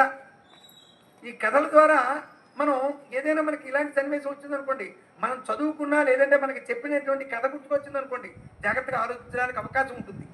ఆ కథే తిరిగిపోతే మనకి ఇప్పటికీ కూడా మన జాతిని అంతటినీ కూడా సమగ్రంగా నడిపిస్తున్నటువంటి కథలే చూడండి, రామాయణ, భారత, భాగవతములు, ఇవి మూడు ప్రధానమైనటువంటి గ్రంథములు. భక్తి కోసం భాగవతం, ఆ తర్వాత చూడండి సత్యము, ఈ పితృవాక్య పరిపాలన, ఇలాంటి వాటి కోసం త్రేతాయుగం నాటి రామాయణం, ఆ తర్వాత రాజ్యము, పరిపాలన, అనేకమైనటువంటి అంశాల కోసం భారతం. ఇవన్నీ కూడా మనం కథలుగా చెప్పుకుంటున్నప్పుడు అందులో ఉన్నటువంటి సూక్ష్మాన్ని మనం గ్రహించగలిగితే మన జీవితం చాలా సక్రమంగానే వెళుతుంది అనడంలో ఏమాత్రం కూడా సందేహం లేదు. చూడండి, ఆశ్చర్యకరంగా ఈయన ద్వంద్వ యుద్ధం చేయాలని కోరుకున్నట్ట. అయితే అప్పటి నుంచి ఆయన మోక్షానికి దూరం అయిపోయి ఎప్పటి వరకు అలాగే ఈ భూలోకంలో ఉండిపోవలసి వచ్చింది. ఆ తర్వాత ఆయన అన్నాడు, ఏమిటి నీతో ద్వంద్వ యుద్ధం చేయడం అనేటటువంటి సరదా తీరింది, కానీ యుగం మారిపోయింది. కాబట్టి ఈ శమంతకమణిని నీకే ఇస్తున్నాను, నా కుమార్తె అయినటువంటి జాంబవతిని కూడా నీకే అప్పగిస్తున్నాను. ఇక్కడ మనకి లంగరికి అందనటువంటి అంశం. ఇక్కడ అనుకుంటాం మనం ఏదైనా ఒక ఆలోచన వచ్చిందనుకోండి, దాన్ని సమగ్రంగా పెద్దలతో మాట్లాడి మన యొక్క దాంట్లో అంతరార్థం ఏమిటి, లేదంటే ఇంకా విశేషాలు ఏమన్నా ఉన్నాయా అని మనం పరిశీలించుకుంటూ పెద్దలతో మాట్లాడామనుకోండి అనేక విషయాలు తెలుస్తాయి. తర్వాత శమంతకమణిని కూడా నీకే ఇస్తున్నాను స్వామి అని తీసుకొని ఆ తర్వాత జాంబవంతుడు తపస్సు కోసం వెళ్ళిపోవడం జరిగింది. ఆ తర్వాత శమంతకమణితో సహా ఈయన ద్వారకా నగరానికి వచ్చాడు. ద్వారకా నగరానికి వచ్చిన తర్వాత ఆయన ఏం చేశాడు, ఆ శమంతకమణిని తీసుకొని వెళ్ళి సత్రాజిత్తు చేతిలో పెట్టి, నీవు నా మీద అయితే అభాండాలు అయితే వేసావు కానీ ఇది జరిగింది అని మొత్తం అంతా చెప్పాడు. సత్రాజిత్తు పశ్చాత్తాపడ్డాడు, చాలా పశ్చాత్తాపడ్డాడు. అయ్యయ్యో ఎంత పొరపాటు జరిగింది నా వల్ల, లోకపూజ్యుడైనటువంటి శ్రీకృష్ణుడిని నేను ఇలాగా అపనిందన వేశానే అని అంటే, అప్పుడు ఇంత లోక అపవాదుకు కారణం ఏమిటి అని ఆలోచిస్తే ఇక్కడ కథాగమనంలో ఒక్కొక్క కథనంలో ఒక్కొక్క విధంగా ఉంటుంది. ఏమిటని ఒక్కసారి ఆలోచించుకుంటే ఒకనొక సమయంలో నారదుడు శ్రీకృష్ణుడి దగ్గరికి వచ్చి, ఈరోజు భాద్రపద శుద్ధ చవితి, ఈ రోజున వినాయకుడి యొక్క కథ చెప్పుకొని కథాక్షతలు తల మీద వేసుకోకపోతే మనకి నీలాపనిందలు కలుగుతాయట అని అన్నారు. అని సరే నేను నా నిజగృహానికి వెళ్ళిపోతానని ఆయన ఎక్కడికి వెళ్ళాడు, సత్యలోకానికే వెళ్ళాలి. ఆయనకు నిజగృహం ఏమిటి అని అంటే ఆయన లోక సంచారం చేయడానికి కారణం ఏమిటా అని ఆలోచిస్తే దానికి కారణం ఏమిటిట, దక్షుడి యొక్క శాపంట. నారదుడికి దక్షుడు ఇచ్చినటువంటి శాపం. దక్షుడు శాపం ఇవ్వడానికి కారణం ఏమిటి అని ఆలోచిస్తే ఆయనట దక్ష ప్రజాపతి. ఆయన లోకంలో ఈ సృష్టి అంతా కూడా విస్తరింపజేయడం కోసం ప్రజాపతి అనేటటువంటి పదవి ఆయనకి సంక్రమించింది. ఆయన పిల్లల్ని కంటున్నాడు, మీరందరూ కూడా నాలాగనే ప్రజాపతులుగా మీరందరూ కూడా లోకంలో వ్యాప్తి చేయాలి సృష్టి అంతా కూడా అని ఇద్దరికి ఆ ఆదేశం ఇస్తే, ఆ ఇద్దరి దగ్గరికి నారదుడు వెళ్ళి, ఈ లౌకికమైనటువంటి సంసారంలో ఏమీ లేదు, మీకు తత్వం చెప్తాను అని వైరాగ్య ప్రబోధం చేసి వాళ్ళిద్దరిని వైరాగ్యంలోనికి తీసుకువెళ్ళాట. వాళ్ళు విరాగులైపోయి అడవులు బట్టి తపస్సు చేసుకోవడానికి వెళ్ళిపోయాడు. ఈ విషయం దక్షుడికి తెలిసింది. ఆ తర్వాత దక్షుడు మరిద్దరిని సృష్టించి వాళ్ళకు కూడా ఈ కార్యాచరణ మళ్ళీ చెప్పడం జరిగింది. వాళ్ళిద్దరికీ కూడా నారదుడు అలాగే వైరాగ్యం ప్రబోధించి పంపించేశాడు. ఇలా నేను సంకల్పించడం, నువ్వు వికల్పం చేయడం, నీకు గర్వం పెరిగింది, నువ్వు ఒక్కడమే వైరాగ్యం అనుకుంటున్నావు, నీవు త్రిలోక సంచారివై తిరుగుతూ ఉండు, అందరి చేత కలహభోజనుడు అనేటటువంటి అపప్రథ మూట కట్టుకొని నారదుడికి దక్ష ప్రజాపతి ఇచ్చినటువంటి శాపంట. అయితే ఆయన అన్నాడు, అతనే కలహభోజనుడు అనేటటువంటి మాట నాకుంది, ఇప్పటికే నేను అనేకమైనటువంటి నీలాపనిందలు పడుతున్నాను, ఇంకా నీలాపనిందలు వస్తే నేను తట్టుకోలేను ఆయన అని కృష్ణుడికి చెప్పేసి ఆయన బ్రహ్మలోకానికి వెళ్ళిపోయాట. ఆ తర్వాత సరే ఏం జరుగుతుందో అని చూడండి. ఇక్కడ నిన్నటి రోజున ఎవరితోనో మాట్లాడుతుంటే, అయ్యా అనుకుంటాం కానండి, మనం తెలియకుండానే మనకి నీలాపనిందలు రావాల్సినటువంటి అగత్యం ఉన్నట్లయితే కనుక మనం ఏమి చేయలేం, అనుకోకుండా ఆకాశం కేసు చూశానండి అన్నాడు ఆయన. ఏమన్నా అప్పుడు పూజ అయిపోయింది కదా అని అంటే, ఈ పూజ అవ్వలేదండి, కానీ ఇప్పుడు కథాక్షతలు వేసుకుంటాను అప్పుడు తొలగుతాయని అన్నాడు. అంటే మాటల్లో ఇది వచ్చింది. మనం క్లైమేట్ ఎలా ఉందని పైకి చూసామనుకోండి, చంద్రుడే కనబడ్డాడు ఇప్పుడు, మనం ఏం చేస్తాం, మనం చేయగలిగింది ఏముండదు. ఈయన ఏం చేయాలి, తన యొక్క గోష్టంలో పశుపాలకుడు కృష్ణుడు, ఆయన చిన్నప్పుడు ఆ గోవులతో ఆడుకున్నటువంటి ఆటలన్నీ కూడా ఆయన ద్వారకాధీశుడు అయినప్పటికీ కూడా మర్చిపోలేదు, ఆయనే పిలుపుతున్నాడు. చూడండి, ఆ కథలో ఉన్నటువంటి అంశాన్ని మనం పూర్వపరాన్ని కొంచెం లింకప్ చేసుకుంటూ ఉంటే మరింత ఆనందం కలుగుతుంది. అంటే ద్వారకాధీశుడైనా కూడా గోవులతో ఆయనకు ఉన్నటువంటి అనుబంధం విడిచిపెట్టలేదు. ఆయన దగ్గర ఎంతమంది పనివాళ్ళు ఉండుంటారు, ద్వారకాధీశుడు అంటున్నాగా, అయినప్పటికీ కూడా ఆయనే సొంతంగా పాలు పితుక్కుని దాన్ని చక్కగా తర్వాత ఆ పాలుని పెరుగు చేసుకోవడం, పెరుగుని చిరగడం, వెన చేసుకోవడం, ఇవన్నీ కూడా ఆయన సొంతంగా చేసుకునేంత ఆనందంతో ఆ గోవులతో మమేకం చదువుతున్నాడని మనం అర్థం చేసుకోవాలి. సరే, ఆ కడవలో ఆయనకి చంద్రకాంతి కనిపించింది. చూడండి, ఇది ఇంకా చిత్రం ఏమిటంటే, చవిచంద్రుడు ఎంత ఉంటాడమ్మా, రేఖామాత్రంగా ఉంటాడు. అయితే దీనికి ఏమిట్రా అంటే, ఏమండి ఇప్పుడున్నంత పొల్యూషన్ అప్పుడుందా ద్వాపరయుగంలో? పొల్యూషన్ లేకపోతే చూడండి, మనం చిన్నప్పుడు మనం బయట మంచం మీద కూర్చుని ఆకాశంలోకి చూస్తే ఎన్ని నక్షత్రాలు ఉన్నాయో లెక్క పెట్టడానికి కూడా అవకాశం ఉన్నంత తారకలు కనిపించేవి. ఇప్పుడు మరి కనిపిస్తున్నాయా? దానికి కారణం మనమేగా.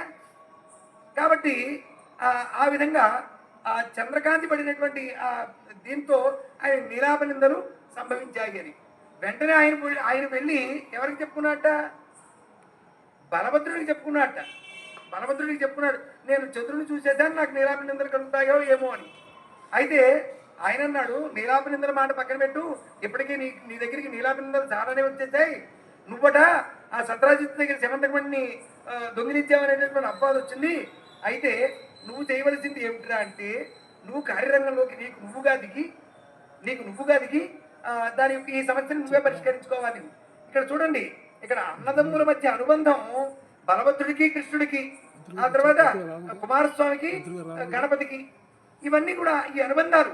ఇప్పుడు మనకి మూలకం ఒకలా ఉంటే ఆ మూలాన్ని నుంచి అనేకమైనటువంటి కథలు పుడతాయి. ఆ కథలన్నీ కూడా మనకి సందేశాన్నే ఇస్తాయి.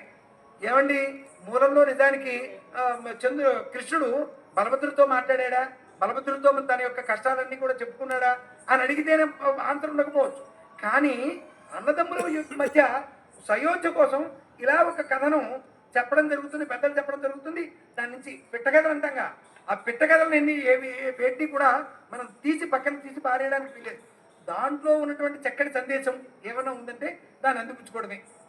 ఇప్పుడు శబరి ఎంగిలి పళ్ళని పెట్టింది అని అంటారు. నిజానికి మూలకంలో ఎంగిలి పళ్ళని పెట్టడం, లేదంటే ఒక పండుని కొరికి పెట్టడం ఇదేమన్నా ఉందంటే ఏమి లేదు. ఆమె మహా తపస్విని. కానీ ఈ మధుర భక్తి లేదా తాదాత్మ్య భక్తిని చెప్పడం కోసం శబరికి కూడా ఆపాదించి రామచంద్రమూర్తి పట్ల భక్తి ఈ విధంగా కూడా ఉండాలని ప్రచోదితం చేయడం కోసం మనకి చెప్పబడినటువంటి కథ అది. చూడండి, ప్రతి కథల నుంచి కూడా అనేకమైనటువంటి అంశాలు ఎన్నో ఉంటాయి. మనం సాధారణమైనటువంటి దృష్టితో కాకుండా అక్కడ ఒక్క క్షణం ఆగి వాటిని గమనించుకుంటూ ముందుకు పెడుతూ ఉండాలి. ఇక ఆ విధంగా ఆయన సత్రాజిత్తు దగ్గరికి వెళ్ళి అదంతా పెట్టిన తర్వాత ఆయనకి సత్రాజిత్తు శ్రీకృష్ణ పరమాత్మకి ఈ శమంతకమణిని చేతిలో పెట్టి నా కుమార్తె అయినటువంటి సత్యభామాదేవిని కూడా నీకు ఇస్తున్నాను అని అంటే ఆయన ఏమన్నాడు, శమంతకమణి నా దగ్గర వద్దులే, నీ దగ్గర ఎట్టు పెట్టుకో అని శమంతకమణిని తిరిగి ఇచ్చేసి, ఆ తర్వాత శమంతకమణిని తిరిగి ఇచ్చేసి సత్యభామాదేవిని తెచ్చుకున్నాడు. ఇది కథ. ఇక్కడితో ఇది అయిందా? అక్కడితో అంతకుముందు ఏమిటి అంటే, ఈ శమంతకమణి సత్రాజిత్తు దగ్గర ఉంటే ఆ సత్రాజిత్తుని సంహరించి యాదవుడే ఒకడు సంహరించాడని, ఆ శమంతకమణిని పట్టుకుని వెళ్ళిపోయిన వాళ్ళకి సహకరించాడని, దీనికి ఆ తర్వాత ఈ మాటల యుద్ధంలో ఈ యాదవ కుల నాశనం జరిగిందని ఒక చక్కటి కథనం ఉన్నది ఇక్కడ భారతంలో.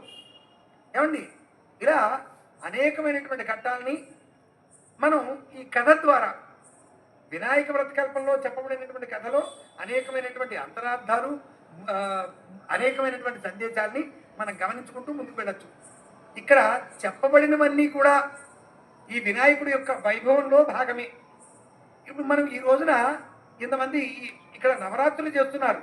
ఈ నవరాత్రులు వాడవాడలా వినాయకుడి యొక్క బొమ్మల్ని అనేకమైనటువంటి ఆకృతులతో తయారు చేస్తున్నారు. ఏమిట్రా అంటే, ఒక ఆయన ఏమంటాడు, ఇక్కడ హనుమంతుడి యొక్క శరీర ఆకృతి పెట్టి చేతిలో గద పెట్టి వినాయకుడి యొక్క ముఖాన్ని పెడతాడు. దాన్ని లంబోదరం అని ఎలా చెప్తాం అని అంటే, ఇక్కడ విశేషం ఏమిటంటే వికటాయ నమః అని నామం ఉంది. ఒక్కొక్క నామానికి అర్థాలు మనం గమనించుకుంటూ వెళ్తే ఆ వైభవం ఇంకా ఇంకా పెరుగుతూనే ఉంటుంది. ఆయనకి వికట నృత్యం అంటే కూడా ఇష్టమేనట. వికట నృత్యం అంటే మనం చాలా చిత్రంగా, అలాగని అశుచిగా చేయడానికి లేదు. ఆ వికట నృత్యం ఎన్ని విశేషమైనటువంటి నృత్య రీతులు ఉన్నాయో అన్ని నృత్య రీతులతో స్వామివారిని ఊరేగిస్తున్నప్పుడు చేసేటటువంటి ఆ నృత్యాలన్నీ కూడా స్వామికి ఇష్టమే అని చెప్పడం జరుగుతుంది. కాబట్టి ఇలా అనేకమైనటువంటి అంశాలు, విశేషమైనటువంటి కథాకాలక్షేపాలు మరిన్ని జరగాలి. రేపటి రోజు నుంచి మనకి 6 రోజులు జరిగేటటువంటి ప్రవచన అంశాలు అన్నీ కూడా చాలా చక్కగా గుదిగుచ్చి ఏర్పాటు చేయడం జరిగింది. నిర్వాహకులు ఇంత చక్కగా ఏర్పాటు చేసినటువంటి అందులో స్తోత్ర వివరణలన్నీ కూడా ఉంటాయి. వాటిని వింటుంటే మనకి కదలాలనిపించదు.